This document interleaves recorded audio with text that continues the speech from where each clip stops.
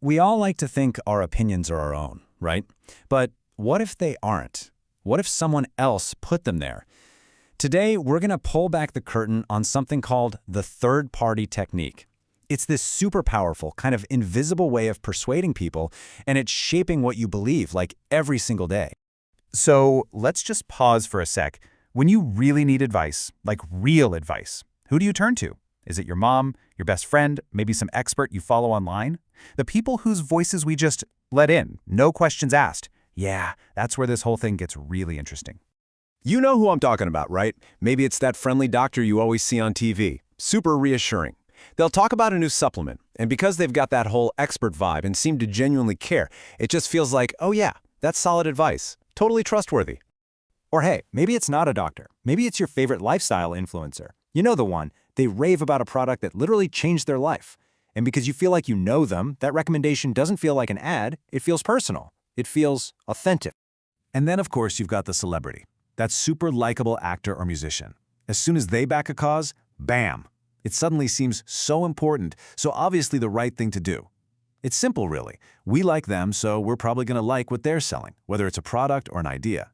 See a pattern here? With all of these, our guard is totally down. It feels like a helpful tip from a friend, not, a sales pitch. But here's the thing. None of this is an accident. What's happening is a very deliberate, very powerful technique at play.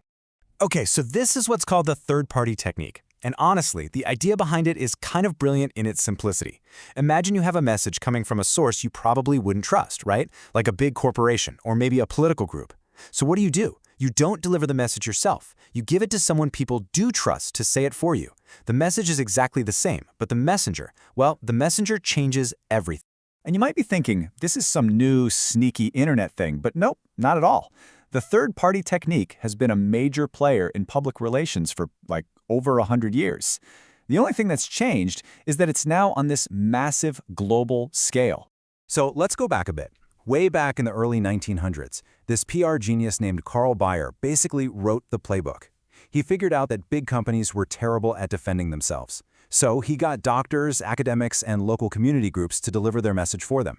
Fast forward to the 90s, and the internet gives us a new kind of trusted voice, the blogger. And today? Well, today, influencers are the supercharged engine driving this whole thing.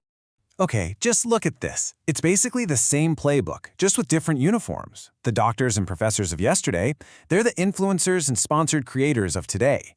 Those old concerned citizens groups, now they're carefully managed community forums online. The core idea hasn't changed one bit. It's the exact same principle, just with the digital facelift.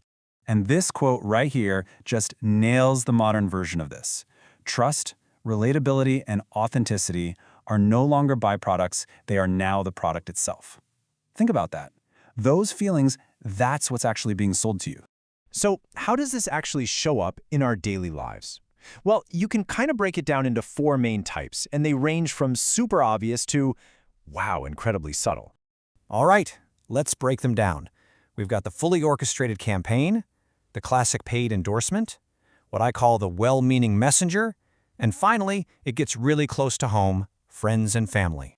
Okay, first up, type 1, fully orchestrated. This is the most calculated version. We're talking about a company or some other group literally creating a fake grassroots movement or a fancy-sounding think tank just to push their agenda. The whole point is to make it look like a real, spontaneous, independent movement when the true source is totally hidden.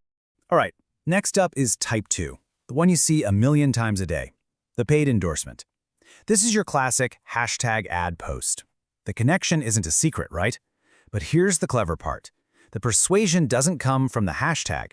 Nobody's convinced by hashtag ad. You're convinced because you like the person posting it. You feel like you know them. So the message isn't hidden, it's just rented for a little while.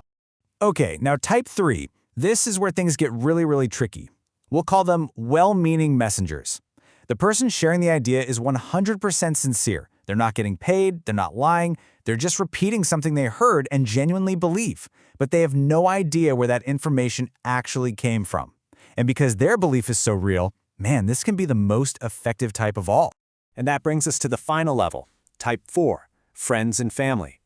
By the time an idea gets here, the original source is long gone. It's completely invisible. It's not a message from a campaign anymore, it's just what everyone knows. It's common sense, passed along by the people you trust more than anyone in the world.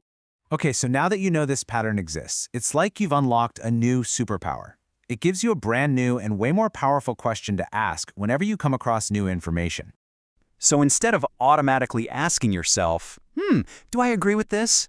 You start asking a different question. Okay, wait, why is this specific person telling me this right now?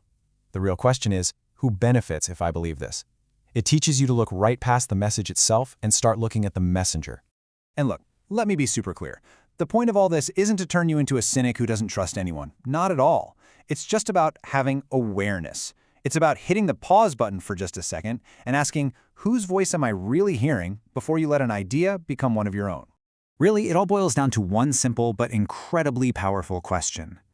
The next time you hear something, especially if it's from someone you trust, just quietly ask yourself, who actually benefits from this? The answer to that question, well, it can tell you pretty much everything you need to know.